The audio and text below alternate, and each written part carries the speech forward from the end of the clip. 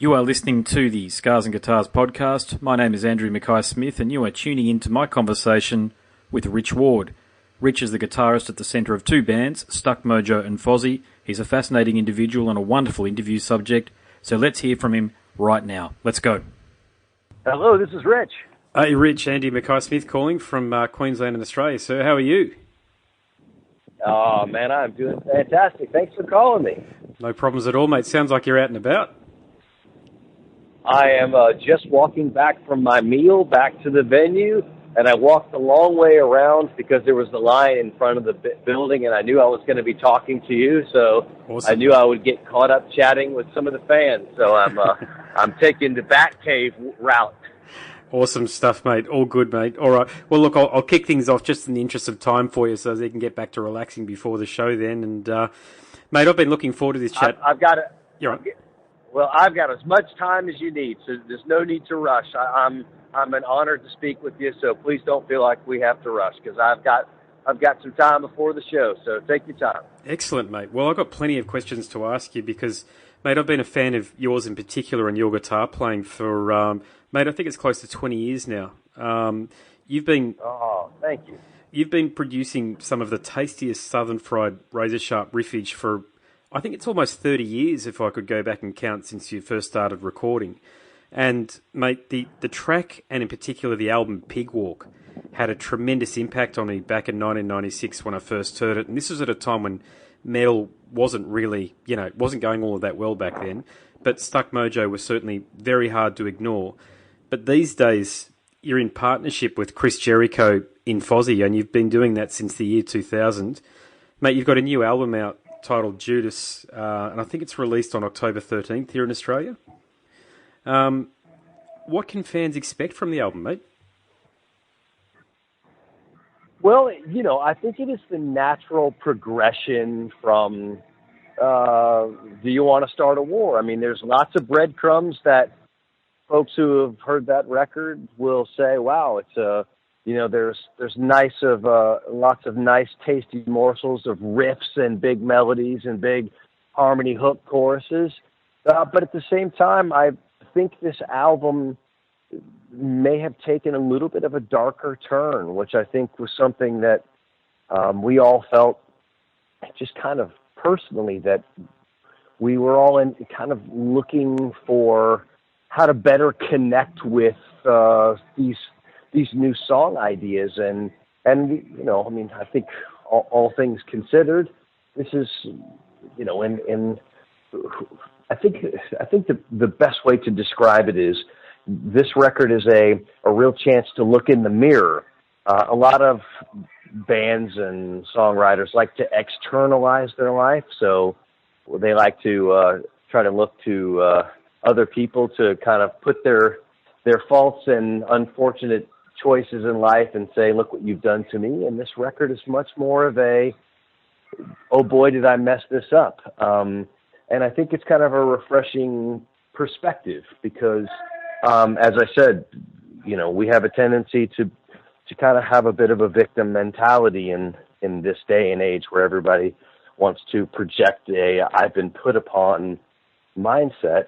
And we wanted to actually feel a little bit more empowered by saying, hey, if you want to become stronger, you're going to have to endure some pressure and some tension.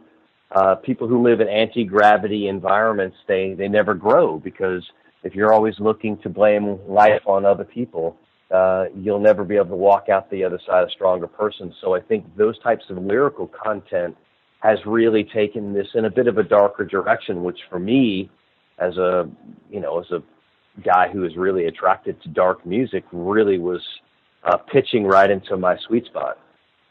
Sweet, mate. Yeah, very comprehensive summary of the album, actually, and certainly agree that we are living in very interesting times. And there's all sorts of reasons for people to do all sorts of silly things and create reasons, if you like, for their disadvantage. So, no, I'm glad to hear that you're taking on a very strong subject in 2017, because I know it wouldn't be easy to sort of sit around and think about what the lyrical concepts would be. And, mate, did you contribute any of the lyrics to this album this time around, or is it all Chris? It is a real combination of myself, the producer, Johnny Andrews, and Jericho. On previous records, it was primarily Chris and myself on the lyrics, but on this record, we collaborated with a producer who, unlike some of the other producers that we've worked with, the idea was to find someone who would have a seat at the table. So we're, some of the classic producers that I've worked with, and, most notably Andy Sneap.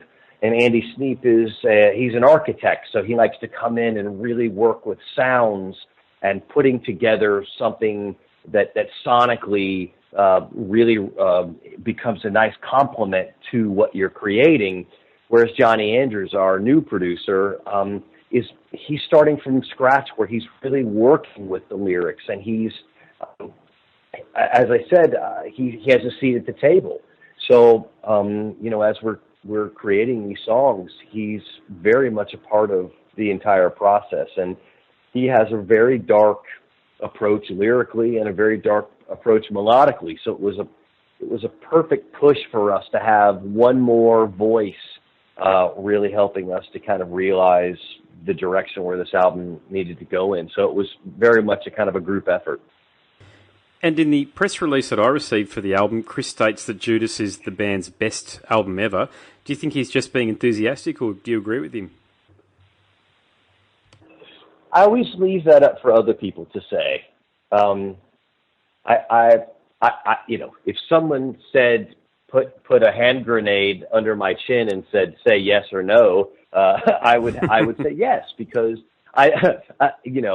because I do believe that it is a more complete idea.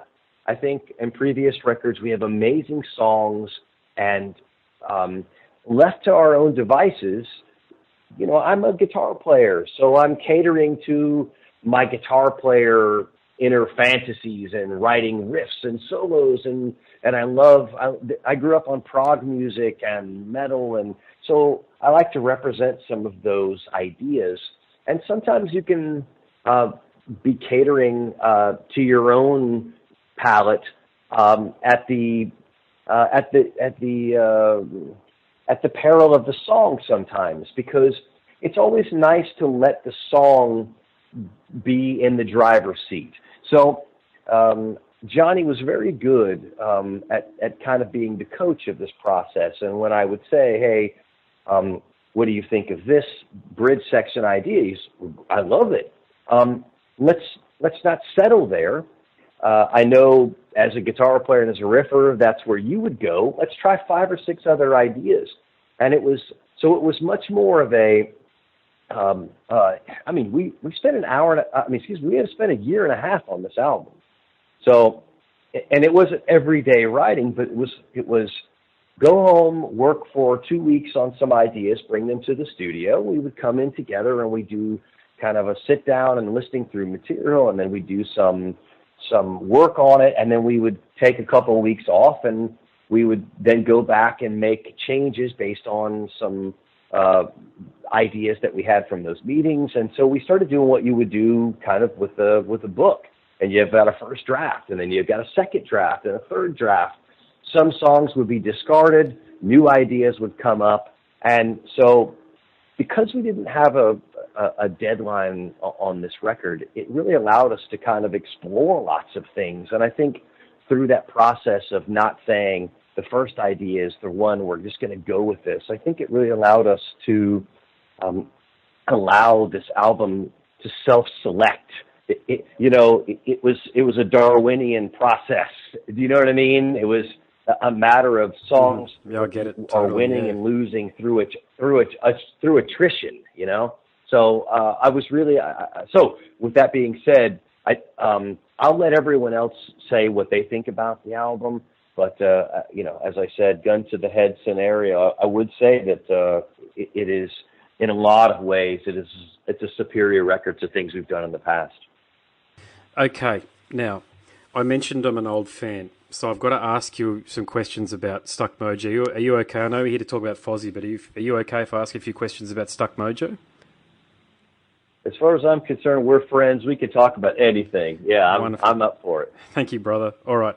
Well, how do you approach writing in Fozzy and with Chris compared to when you're in Stuck Mojo and working with Bonds?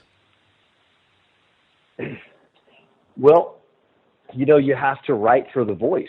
So, Chris is a personality, and he has a signature style to his approach vocally. And I have to be very mindful to write to his strengths and then hide his weaknesses, the same way I did for Bones as well. If you think about, if I'm Jimmy Page, I'm writing for Zeppelin, I'm not writing the same as I would for The Firm, because, you have two masterclass vocalists who have very different approaches and and their voices sound different and have a different range.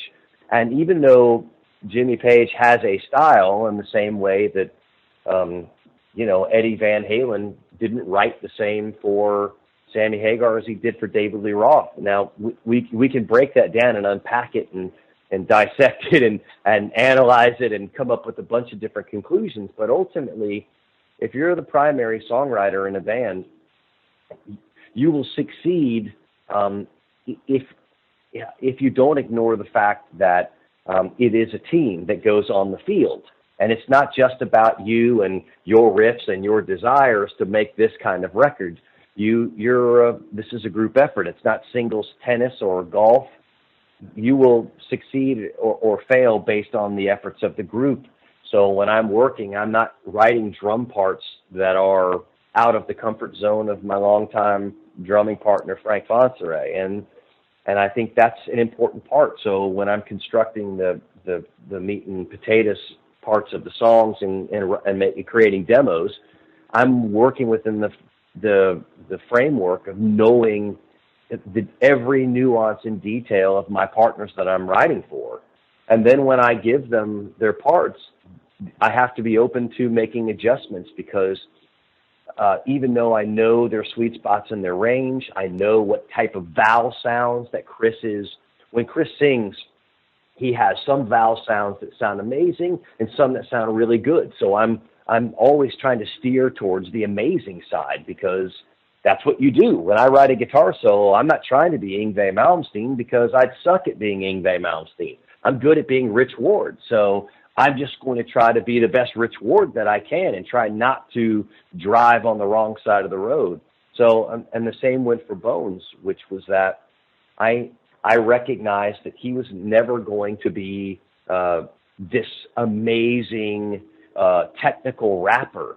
He was much more of a personality vocalist. He was like a Henry Rollins, or absolutely. Evan from or Evan from Biohazard. Yeah. So so instead of like writing as if I was trying to create some type of old school hip hop, I was writing for what I felt best suited him. My name is Andrew Mackay-Smith, and you are listening to Scars and Guitars on 4ZZZ. Do you get a lot of people like myself, old school hardcore Stuck Mojo fans that have crossed over into your work with Fozzy? I hope so. And I never fault anyone who doesn't. I'm one of the lucky people who I have a career doing something that I'm so passionate about, and the fact that I get to go on tour and play guitar and make albums is something that I would have never have dreamt of when I was young. I just wanted to play guitar and find a group of guys and play at a pool party or play at a high school dance. I never even considered the idea that there may be an opportunity to make albums. And the fact that I was in one successful band and now I'm in another one, and because stylistically they're very different, I'm always very appreciative when folks carry over to the other band, but I've met people who say, hey, I just don't like it as much. And I'm never critical or never feel weird about it, because even Scorsese makes some films that old school Scorsese fans don't like. And I just recognize that's just part of life. And I'm 48 years old. I'm not the same guy who wrote Pig Walk. And even when I tried to recreate those attitudes and those energies that I had back then, it's still different, because I'm just a different human, and I've experienced life through so many different prisms and experiences. And my guitar playing's changed a little bit as well. Partially is because I've exposed myself to new influences, and I practice, obviously, like all musicians. I'm practicing a couple of hours a day, and I come across a new lick and a new feel, and so I'm trying to master that. And sometimes some old ideas kind of become left on the old playing field as I experiment and push in other directions.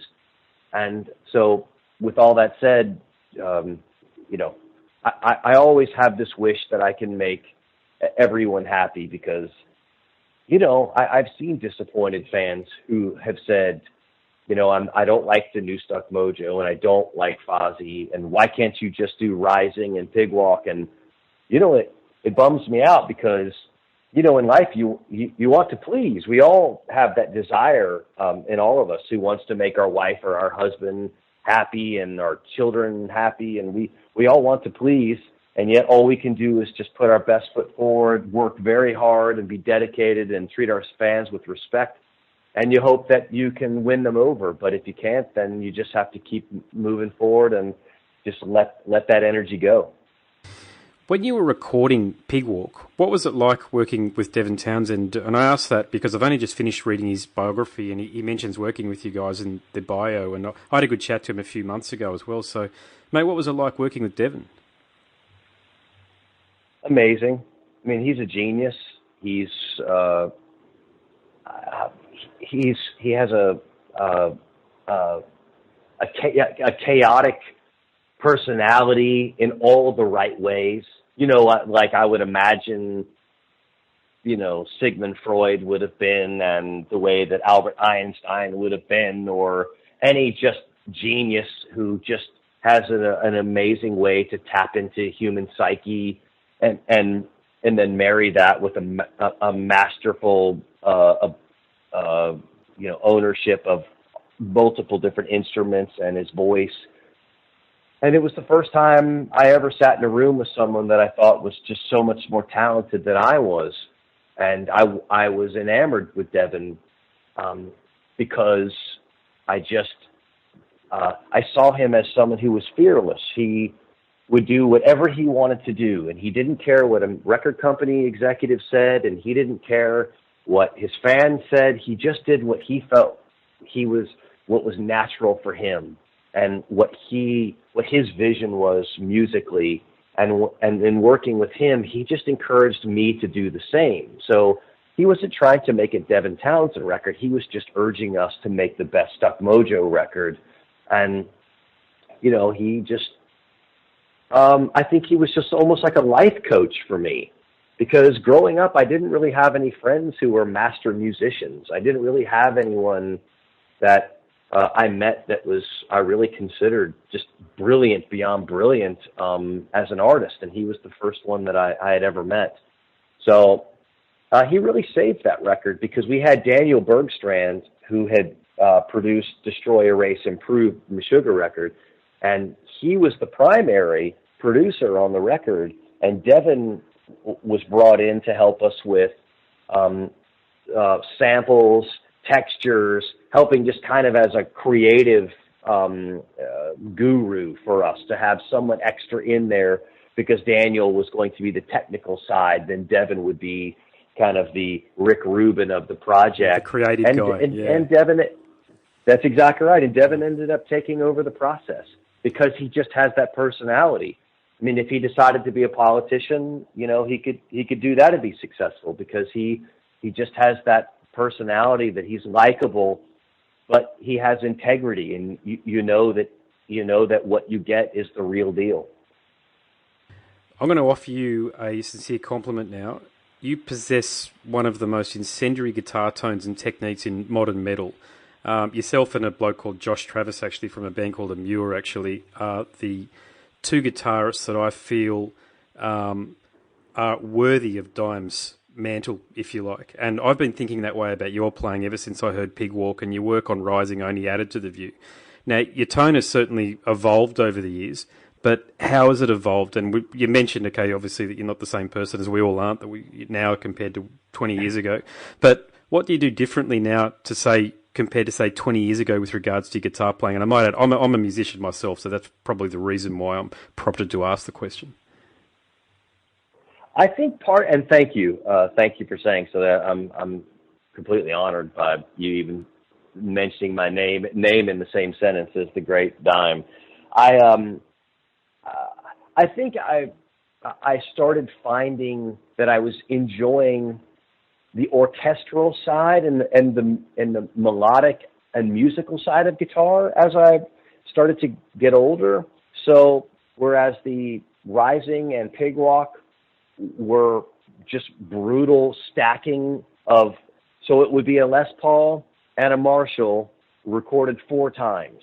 So it would be 2 in one speaker and 2 in the other of the exact same amp, the exact same tuning, the exact same guitar. And I actually used the same amp and guitar on both Rising and Pig Walk. And obviously, the difference in tone that you would hear was through a different mixing desk and, just in the process of having different people involved in producing things, you will have those little nuanced differences because obviously the tone is different on both those records, but it is the same fingerprint. And then on Declaration of a Headhunter, I started layering guitars. So I wasn't just doing the layer of the same rhythm, but I was adding different guitar, second and third guitar parts. So I was starting to add melodic elements along with the riff. And then over time, I started wanting to put a Telecaster through a plexi in the left speaker, and then I wanted to put a Stratocaster through a Splawn amplifier in the right speaker, and then double a Les Paul through a JCM 800 left and right. So I'd still have 4, but so I think what ended up happening was I didn't have as much of a focused, brutal, because if you think about it, when you're stacking guitars and it's 1 amp and 1 guitar, you're just magnifying that thumbprint.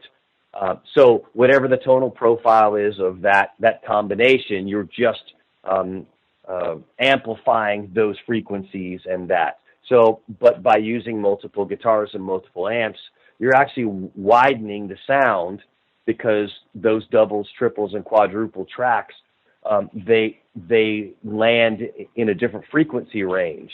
And so I enjoy that.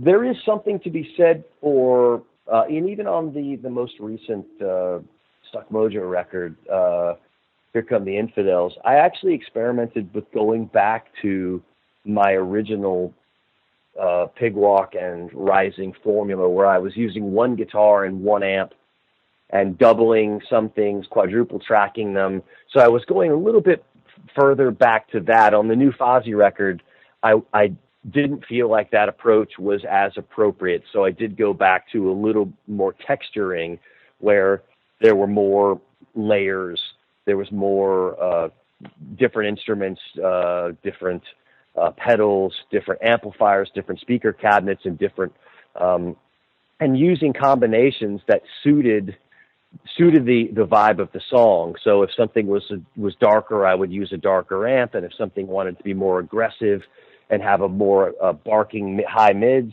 I would use that approach. So, and that partly came down to Johnny Anders, the producer, who was much more of a producers who like to have the arsenal of as they say, the more crayons in the box, the more colors that you have, yep, the more vibrant a picture you can paint. So, I have 40 plus guitars and 20 plus amps and cabinets, and so I like having lots of crayons to be able to paint these big tapestries. And then if it needs to be just a focused riff, then we can just pull out the old JCM 800 with a tube screamer in front of it and just let it rip. And it all really comes, let it rip. And it does come down to, that's the other thing that I always try to explain to people when they say, wow, why does this sound different than this? And sometimes it comes down to how difficult is the riff?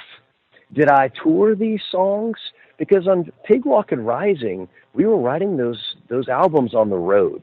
So we were playing those songs for weeks before we even went into the studio. And I don't mean just rehearsal. I mean, we were jamming these songs live at gigs. Like, that's kind of an unheard of thing these days, where you'd go see a band and they're playing 3 songs you've never even heard of before because they're playing songs that they're writing for a new record. And so on Pigwalk and Rising, we were a band. We were a band that was doing 250 shows a year, and we were playing these shows, these new songs. And, you know, I think that's a big factor in that as well, is that a lot of the stuff that we're doing, recording now, the approach is different. It's not 4 guys who are trying to storm up the mountain with pitchforks and torches and try to, you know, burn the whole place down, because that's what Stuck Mojo was trying to do. We were kids who we literally wanted to just leave scorched earth. And we had a motto back then, which was that we don't want to leave a mark, we want to leave a stain. And we really, I mean, and part of it too was we were living like animals. We were poor. We were all of us living in a 10 by 20 concrete block building with no bathroom. And we showered with the hose over a fence. And that's why we love being on tour, because when we weren't on tour, we were virtually homeless. So at least on tour, we could sleep on the promoter's floor at his apartment or something. And that living in those conditions made us hard, and it made us hungry. And when you live like that, your mentality is just different. And I think all of those things, I mean, I'm really a happy person right now. I'm married to the love of my life. I'm playing with bandmates that I get along with my bandmates. I mean, Stuck Mojo, we didn't get along. I mean, there was crazy creative tension. There was crazy personality conflicts that kept us like just on edge. And maybe that edge was, you know, I couldn't do it again. I mean, I wouldn't want to. I wouldn't want to put myself under those environments. But when you're 24 years old, you don't recognize that as unhealthy. You just recognize that I'm in a gang with 3 other guys, and our goal is every night is, if we're on tour with Testament, one of the greatest thrash bands of all time, our goal was to destroy them. Yeah, I mean, we toured with Pantera. It was Stuck Mojo and Pantera, only 2 bands. I remember that, yeah. And the first show, Phil came up to us after the show and said, that will never happen again. And what he meant was that we just went out and acted like we just were storming the beaches in Normandy. Just, I mean, we knew that Pantera was the greatest heavy band on the planet. And we were just going to put on the show performance of our life. And we were not going to walk away with second place. And we didn't, except for every other night of the tour, because they crushed us. But I think his point was to say, and he even recognized it, was that there was something special about Stuck Mojo at that point in our life. And it'll never be able to be recreated with me and those guys, because we're just different. It's that whole thing where people always say, God, I wish Metallica could do Ride the Lightning. It's like, Lars Ulrich has a swimming pool. Like, how could he identify with the anger and angst that he had, you know, when they were young? Lars, yeah. You know what I'm saying? He's just he's into painting. Like, you know, he's this refined artist. And, you know, when he was a kid, he was not refined. He was an animal. And animals, that raw, that just unrefined animal instinct creates brutality. And that's why in a lot of these early records from some of these artists, they just capture these human elements that are just amazing. And I actually think Metallica could possibly be a better band now than they used to be. It's just different. And I'm sure happy that there still is a Metallica, the same way I'm happy there still is a Rich Ward playing in bands, because I still love it. And part of me wishes, you know, that, hey, I could relive the glory days, but I realize I'd probably just drive the van straight into a tree and just end it if I had to live under that kind of tension and stress and that kind of just environment, because it was just self-destructive. Yeah. Mate, Stuck Mojo, along with Faith No More and Mr. Bungle, have been credited by bands such as Korn and Limp Bizkit, and there's a whole heap of other new metal bands actually that credited you guys as a significant inspiration. And of course, I know this is going back a way now, but it still inspires a lot of discourse if you go on to forums such as Blabbermouth and the like. Fans are very quick to react with an opinion. Do you hear your guitar playing and Bones' vocal style in those bands and indeed across the new metal genre?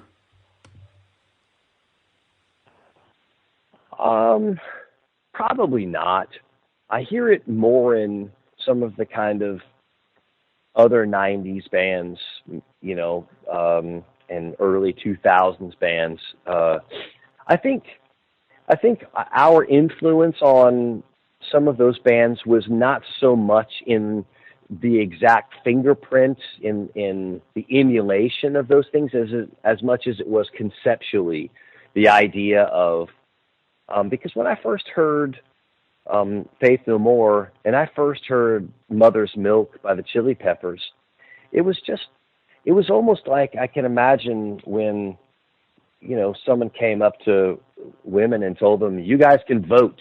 It was so liberating to think of like, oh, you mean I don't have to sound like every other hair band from the 80s? You mean like, again, it's not. It's probably a poor comparison because we're talking about something so important as women's right to vote. But in my 19 or 18-year-old brain, the way that I conceptualize things, I mean, remember when you're a kid, every little thing that you discover in life, whether it was the first time you had sex or it was the first time you heard Back in Black by AC/DC or I heard Screaming for Vengeance by Judas Priest, like all these seminal moments in my life, they meant so much. And now I trivialize these little things like, oh, I saw this band and I saw this, but through the young, inexperienced eyes and ears that I had at the time. And I think a lot of these people saw Stuck Mojo, because I remember the first time I played in Los Angeles was a music conference. It was called Foundations Forum, and it was in 1995. And there was a really big buzz about Stuck Mojo. And I remember I walked on stage, and on the front row was Doug Pinnick from King's X, Dino from Fear Factory, and Devin Townsend. They were all in the front row. And I just remember I must have done something, because these are three of like the greats of their genres, and they're standing in front of me. And I think that's the effect Stuck Mojo had, was the same thing. I mean, I don't think there were a lot of people in the 70s that really tried to copy Jimi Hendrix. I just think Jimi Hendrix was bold. He just did something unique, and he was liberating in the same way that Devin Townsend was for me. And that they just said, you can be you.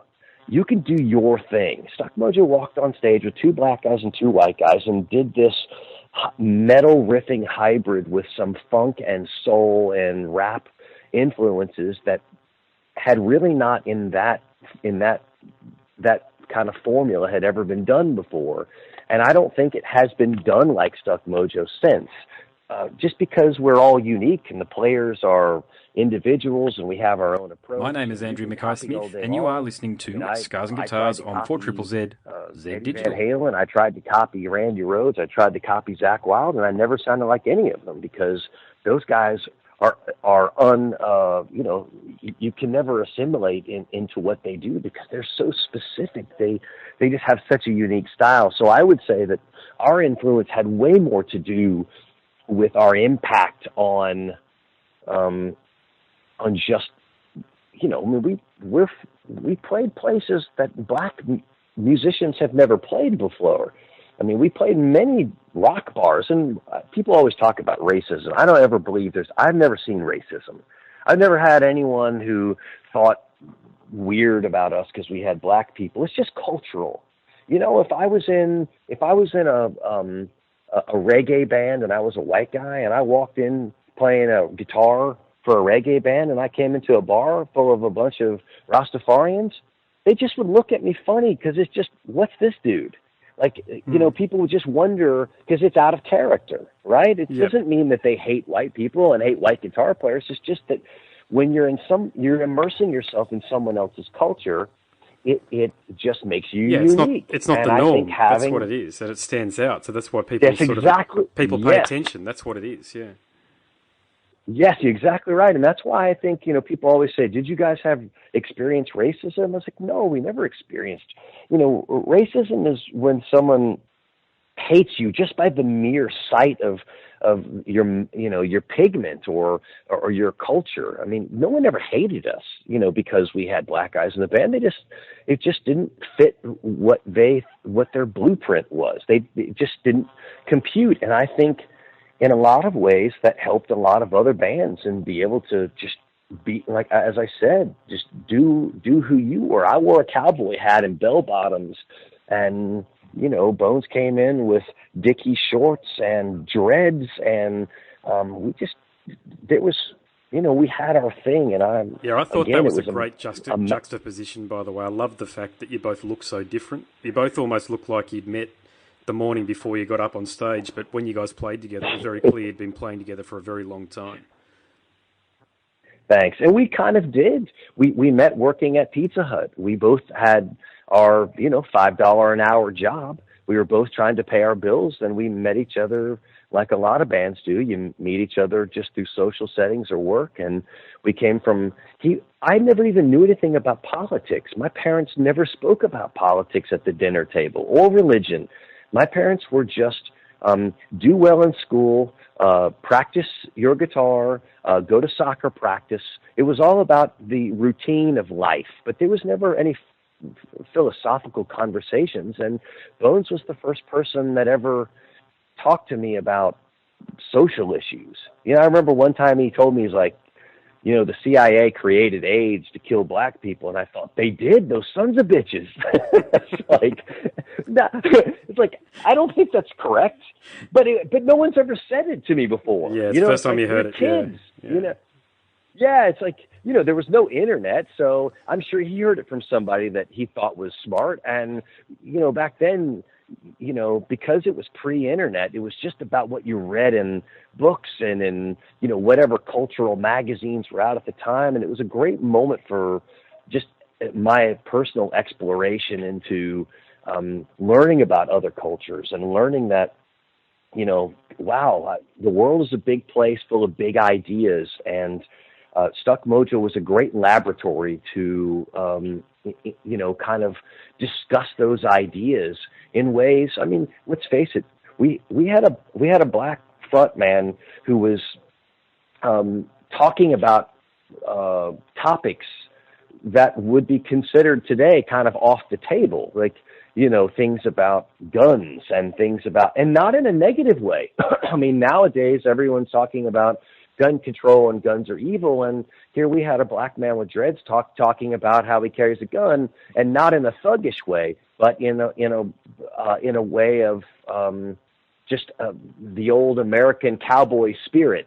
And it's just weird. Like, again, we were kids, so everything that we did, it was just it was emotional outbursts into a microphone in the way that you do when you're just when you're in your late teens and early 20s, and everything that you feel and every experience you have, you write it down on a pad of paper, and we rock it out in the rehearsal space, and we just start screaming it. And some of it was real, and some of it we listened to later and thought, I can't believe we said that.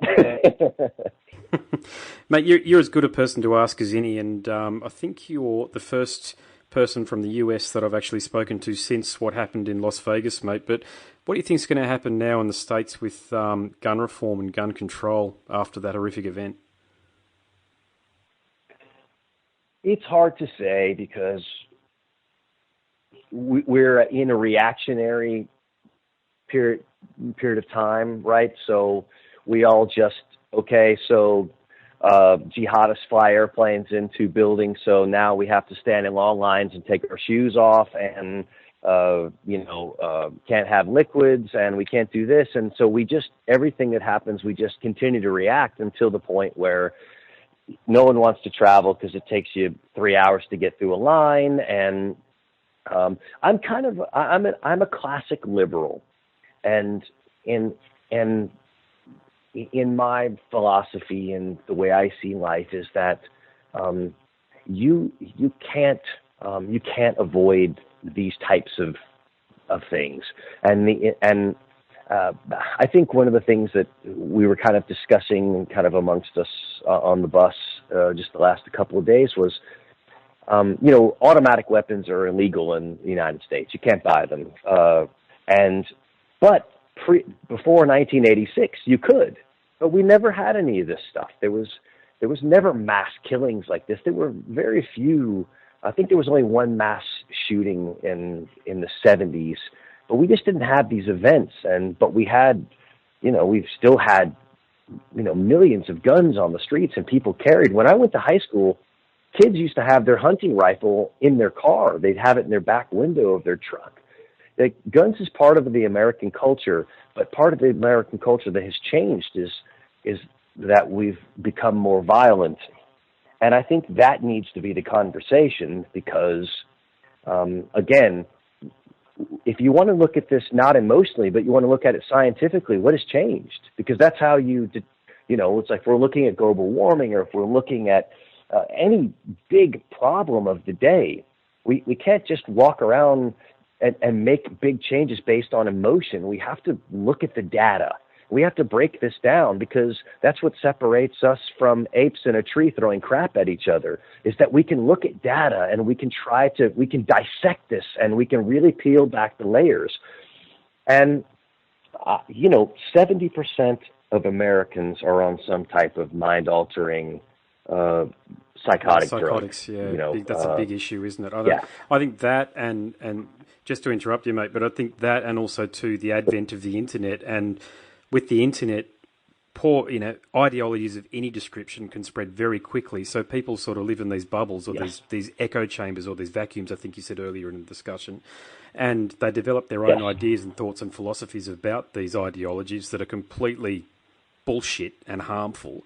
And what we saw we don't know what this guy's motive was. This is a strange thing about this one. It's a horrendous event, but we just don't know what this arsehole's motive was. So, and it could be none. It could be none, right? It could just be evil, and that's the thing. I look at religion in general as ideas, right? So I never, when people start talking about Muslims or they start talking about Christians, and I hate that kind of language because people are people, right? So I don't want to talk about Christians. We can talk about the ideas of Christianity. We can talk about the ideas of Islam because those things should be discussed. And if there's criticism that needs to be made, like when the Catholic Church was covering up for the sex abuse.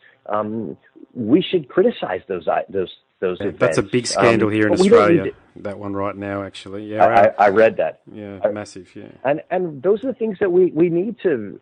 But the idea that we need to somehow say that that all people of that religion, obviously, that's unfair to characterize it. But I do agree with you 100%. I mean, the collision of psychotic drugs and the proliferation of those with the access and also, I mean, I've never seen the idea of common sense that we used to have, or what's the common good.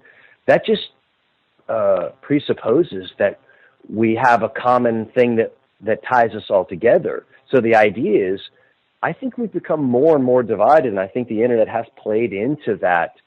And I think people in leadership positions like that because ultimately it gives them a better position to vie for votes and to reinforce the people who support them, whether it be in financially or whether it comes through votes. And that's why I've always been a classical liberal about this. I think inherently the larger a government is, the worse it is for a society. And the reason is because government's just ultimately is power, right?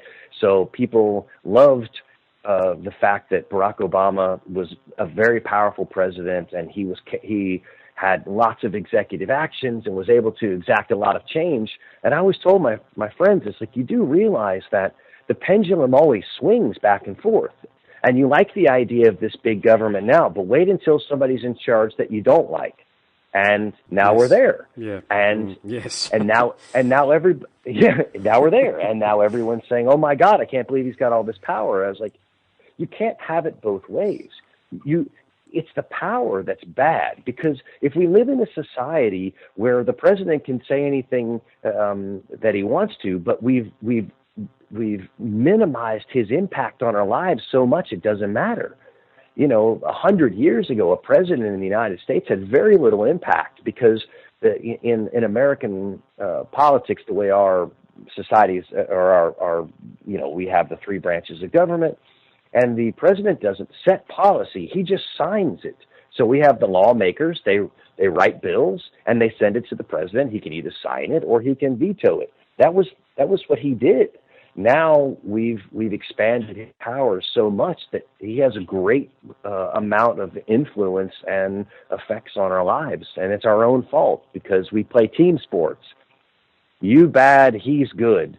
So if it's our guy, we don't care. That is so important, that point you've just raised there. I've been saying that for years, and I've held this thought for longer, but we follow political parties in the West like we follow football teams, don't we? They've even got their own colours. They've even got their own colours. It's so obvious to me what's going on at times. There's no conspiracy theory. It's right in front of us, isn't it? We're encouraged to back a red or a blue team. Simple. Yeah, and it's amazing, and we always were willing to overlook, when our guy does wrong, and we make excuses for him. You see it right now with Trump. There's, I just like to call, like an American baseball, balls and strikes. You do something good, yay. If you do something bad, it doesn't. We should call them out on it. And I think we're so far gone down the rabbit hole now, because, as you said, we've now galvanized into separate teams. I see it on Twitter. I will not talk about politics on Twitter, because that is all it has come, is people on one team. It's people on one side of the road facing people on the other side of the road, and they just throw rocks at each other, and they call each other names. When you can't win an argument, you just say that they're a bad person, and they call you a name, and it's embarrassing. And I don't know if there are any solutions or if there's any way to go back. The only thing that I think we can do is people like you and I who we don't get caught up in the idolatry of politics, and that we shouldn't ever lift up these people as if they're important. Yes. The only thing important is ideas.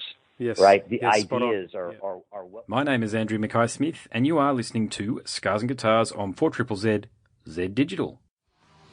Welcome back from the break. You're listening to Scars and Guitars on 4ZZZ Z Digital. My name's Andrew Mackay-Smith, and I hope wherever you are and whatever you're doing really well. Let's get back to the conversation with Rich Ward, aka the Duke of Metal, the guitarist in Stuck Mojo, and also the Chris Jericho-led project. That's the wrestler guy, Fozzy. Here we go. And that's what we used to be. A culture was based on ideas, but now we're not even allowed to talk about culture. We're not even allowed to talk about ideas. Well, you don't have your own ideas anymore. It's not the same idea. You plug into somebody else's That's idea, right. and you adopt it as your own. That's what you do, Yes. and then you become part of the team by doing that, instead of going like... I think one of the greatest periods of humanity was the US of A post the Civil War, when the likes of Emerson, that great thinker Emerson, and I read so many of his quotes, and I think, man, that guy was plugged into something else, and he had these wonderful ideas. And it's not just Emerson; there were plenty of others whose names obviously escape me at this point in time. But mate, it's really about having your own ideas and then testing them in civilization and doing things. And this is why I love talking to musicians and artists so much, because I think that, it's the musicians and artists effectively are free thinkers, because to be creative, you have to be a free thinker, don't you? Yeah. But it's a shame, because we're moving away from that. All my friends who are musicians, they embraced Obama like a deity, and I was like, he's done some great things, but now that and truthfully, like anyone who really follows what's going on, it's crazy. I've got one of my crew guys coming up to me. I'm doing an interview. Yeah. So, so let me get back on train of thought. So basically what I was just saying is that I feel like they started to go in team sports now. And I'm like, you're supposed to be, we're not supposed to line. That's what I loved about Zach Wild one time told me that, that he would never play the White House. And I was like, wow, seems like a great honor to do that. And he was like, no, he's like, even if I agree with someone, I'm not aligning myself with someone who is the leader of some platform, because I'm going to ultimately alienate 50% of my fan base who wouldn't do that. And again, it's great to talk about ideas. I love that. So instead of talking about Trump and talking about, and that's the easy stuff, right? I mean, that's musicians. It's just so simple. It's like throwing apples at a squirrel in your backyard. It's like, no, it doesn't matter about Trump. It doesn't matter about Obama. It doesn't matter about Trudeau or Howard. Let's talk about ideas and concepts. And if we can galvanize around people who have convictions and ideas, and we can start propping up people who, because Trump doesn't have any real convictions. I mean, he's malleable. He hasn't thought any of these ideas through. He's not a pro-gun or anti-gun. Exactly. He's not pro-abortion or anti-abortion. Yeah. He's never even thought. He's never taken any time to really think about these things. That's never who he's been. And he won because he's a reaction against 8 years of Obama calling people a racist if you disagreed with something he said. I think he was a reaction. Surrogates. Yeah, his whole election is a reaction to identity politics, in my view, and just regular working class people and working people just going, I'm not dealing with You just shit. Nailed it. Yeah. Thanks, mate. You nailed it. You much more eloquently than I said it. Yes, he was a reaction against identity politics because people, like you said, people have been marginalized on the fringes of society, and they found their bully. So they were just looking for a hammer, and Trump is a hammer. Sometimes he hits a nail, and sometimes he hits a puppy. It's just. Yeah, and they were just looking for a hammer. I don't think he understands the position that he's achieved, actually. That I genuinely don't think, when I look at him, I don't know anything about the man apart from what I read in the media and, of course, on Wikipedia and all the rest of it. Never met him. I would never meet him. Of course, I would never be in a position to meet him. But I don't think he understands the mandate that he's been given by the American people, because he was voted. He had a lot higher vote from the African-American community in the States than what Romney ever got. People Correct. Actually people actually did support him from different backgrounds, different cultural, different religious backgrounds and the like. And he's been given an opportunity in a lot of ways to recast the die. And I don't think he understands that's what people want. Yeah, and he's been quick to, people say, oh God, I honestly think that he likes a good applause. Honestly, think about it. I mean, no one thought he had a chance. Then he said, I want to build a wall. Everyone cheered. He was like, wow, okay, I'm going to say that again. He says, I'm going to build a wall. And then all of a sudden they start building a platform against things.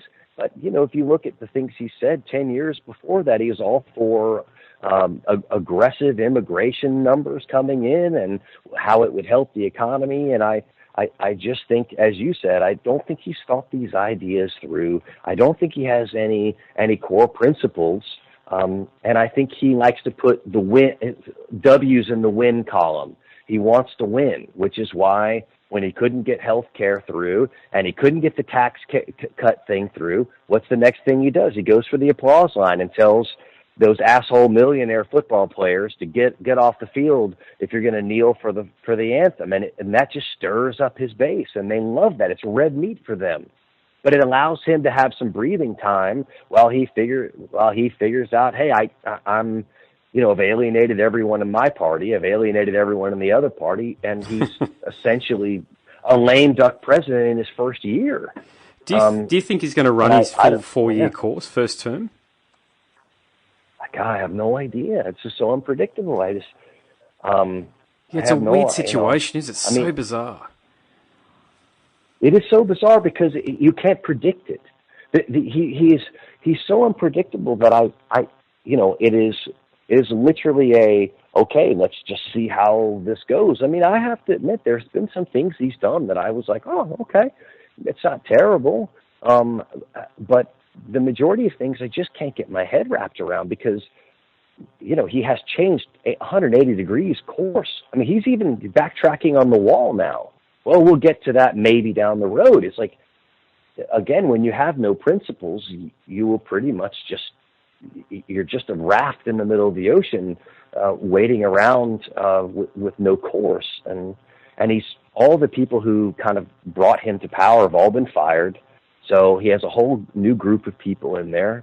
And I'm sure that, like most presidents, they are crafting the narrative and crafting the agenda. But he's so unpredictable. He's liable to just swerve and do something completely different than than what they're kind of strategizing. So who knows? Ultimately, myself and my drummer, we're really, there's a few guys that we watch every day, some podcast stuff, and there's some philosopher guys that I really like these days. I love Sam Harris and Stefan Molyneux, and there's great. What about Jordan Peterson? You'd love Jordan Peterson. He's an intellect. Jordan Peterson is the greatest. We are in love with him. We actually were watching him last night for like 2 hours, and I love them just because they like to unpack ideas, and they're brilliant thinkers, and I love to hear someone who is intellectually curious. And there's so many of these guys now who are just classic liberals who are wary of power, and I think a lot of them, there's also this kind of new young atheist movement, which is a pretty powerful young group of thinkers who. That's Sam Harris's bag, really, isn't it? Yeah. God, he's so good, and also I even like some of the kind of conservative thinker guys. Who are a little less libertarian, like Ben Shapiro. I disagree with some things that he says, but I just think he's brilliant, and I like the way he constructs an argument.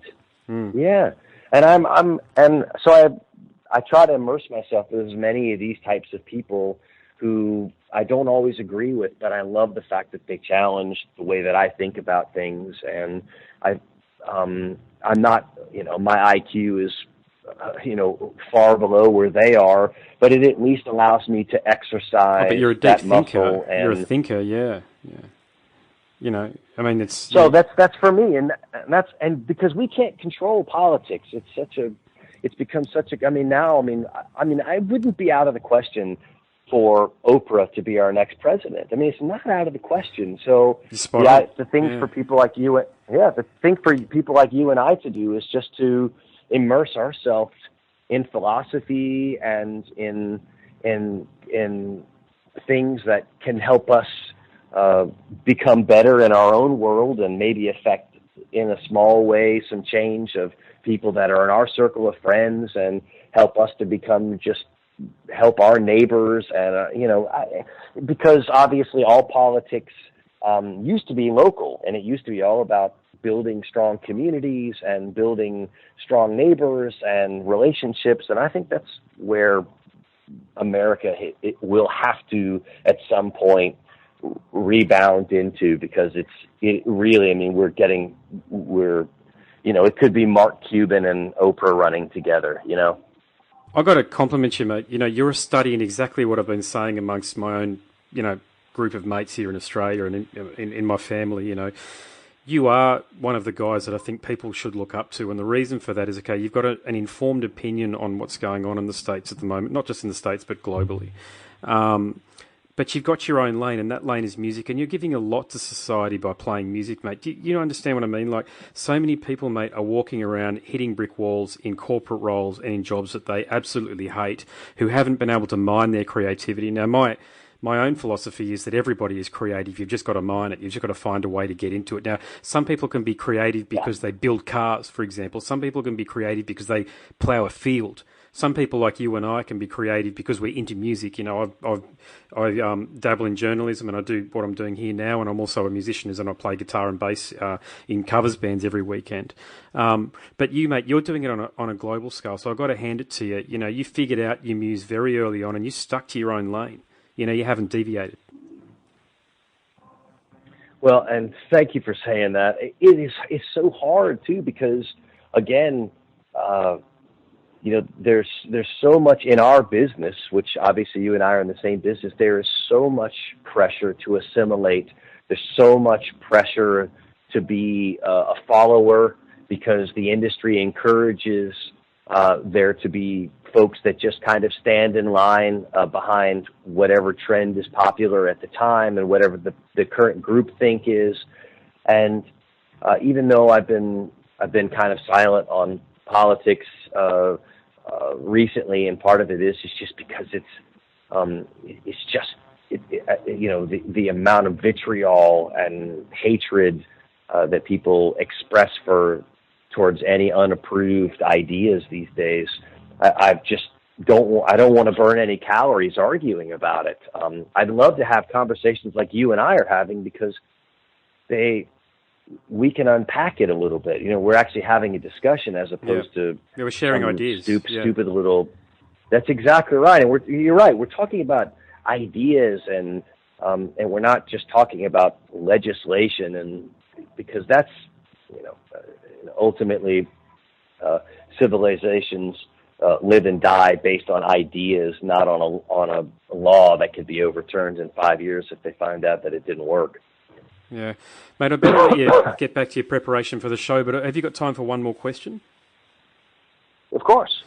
Mate, what are you most proud of in your very long and distinguished career? Maybe just the fact that I'm still doing it. More than anything, I don't think there's one event. I mean, I've had some great moments, you know, like, you know, touring with Pantera and having Dime watch me every night from the side of the stage, encouraging me and nodding in approval, and having Zakk Wylde, who, when I was younger, I saw him at a concert. We were at a Leonard Skinner concert together, and I saw him sitting by the sound desk, and he went to the bathroom, and I stalked him to the bathroom just to tell him how much I loved him and how much I looked up to him. And now we're kind of friends, and he has gifted me, you know, guitars, and we've become, I mean, just, you know, there have been events like that have blown me away. The fact that I've met people that I look up to and that are my heroes, that now have said complimentary things about me. And that's nice, because as a musician, it's kind of like, it's the equivalent of your mom telling you did good on the soccer field when you were 12. You know, you work hard, you practice, and you train for something, and it's nice to have someone that you look up to tell you that you've done good. So that feedback is nice, because sometimes when we're doing this as a musician, you're not always aware of if it's good or not, because everything's so subjective. And when someone who has had a lot more success than you says, right on, good job, that means so much more than just about anything. But I think if I had to nail down one thing, I'm just really happy that I'm still doing this, that I have a lot of friends that are much more talented than I am, much better guitar players, and who have had a little bit of a flash, and then the career ended prematurely, and they're back working a job or doing something else out of music. And so I think my greatest accomplishment is my ability to just maintain a place in this business of music that I love so much. I'd also like to add, your creativity, I think, is to be admired as well. You've produced excellent riffs over a very long period of time. Mate, I think just about every riff you've got has got a very fine quality about it. And as I say, I've really, the two albums that I've got and studied of yours intensely, Pig Walk and Rising, of course. And I know they were early on in your career, mate. And I have listened to a lot of your stuff that you've done through Fozzy as well, and I can certainly hear the evolution. But as I say, mate, I'll double back. I've certainly got to hand it to you for your creativity. It's excellent. Thank you so much. And I think so. I will double back and say I'm glad that I had someone like Devin Townsend who encouraged me early on, because I was already fearless, and I was already the kid who said I was not going to be like everybody else. But meeting somebody who was like-minded and who encouraged me to follow that path, like Devin did, was a big deal. And the fact that he's such a big star now is incredible, well-earned, and very, very humble well-deserved, guy too, though. but, I've met him a couple of times, and Yes. I've spoken to him twice, actually, once in person and once over the phone for an interview like this, and he was a gentleman on both occasions. And the first time I met him was the late 90s when I was only a teenager, and, mate, he was as nice to me then as he was only recently. It's a measure of a man, I think, in that situation. Absolutely, because he doesn't. All the greats that I've ever met have never felt a need to boast or brag. I mean, again, all of the greats, and I will just say the guys that I've got to know the best of my heroes in Zach and Dime could not have been more humble guys in every scenario, in every time we were together. Very self-deprecating, always the first to say somebody is better, always the first to say, nah, I appreciate you saying that, but the truth is you look at Al Di Meola, they'll always point to somebody else who they will tell you is way better, and it was always such a magnetic position that they took, which was to say, I've had some success, but in their minds, they're still living in the world that Tony Iommi and Richie Blackmore created for us. And I have learned, I've always had that same mindset, but it definitely has been reinforced by those guys being quick to dismiss the pat on the back for them, and always be quick to say, hey, did you hear Screaming for Vengeance? Because I'll never do something better than that. And it's always nice. And I'm still a fanboy. I mean, every day before we go on stage, we just listen to music, usually some type of 70s or 80s, whether it's soul music or metal or something, and just sing and dance and just soak in the joy of music. And I'm so lucky to play in a band today with Frank Fonseray, who I met in 1988. We went to see Metallica on the And Justice for All tour together as friends before we were ever in a band. And Paul DeLeo, my bass player, could be one of the best rock players on the planet.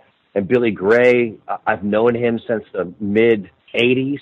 He grew up in the same town of Charlotte, North Carolina I did. He was the guitar hero of our city. And then, of course, Chris Jericho is, is there a better entertainer? I mean, I put him next to, the greats. He's, he understands stagecraft, and he knows how to front a band like nobody. So I'm really lucky, that I'm able to continue forward with people that I love and respect, and that I enjoy being friends with and create with. And and I'm here in Pennsylvania in a packed room playing for people who, who paid a lot of money to come see me play. I mean, how blessed am I? Nice. Well, mate, this has been unreal. I want to thank you so much again for your time. My privilege. Yeah, I'd love to catch up with you when you guys come down to Australia too, mate, and share it or have a beer with you. That'd be great. Listen, that would be my privilege. I know that we're trying to work that out right now, so hopefully that becomes a reality. We haven't been in, I think, 3 or 4 years, and it would be really nice to come back. And please, I'll take you up on that. We'll do part 2 of this conversation, and let's do it in person. Man, that'd be awesome. No worries, mate. All right, all the best, and thank you very much again. Listen, my privilege. I look forward to speaking with you again in the future. Thank you, brother. No worries. Thanks, brother. Okay. Take care. All right, talk to you soon. Bye. You are listening to the Scars and Guitars podcast. My name is Andrew Mackay-Smith, and that was my conversation with Rich Ward, the guitarist in Stuck Mojo and Fozzy. Thank you so much for listening.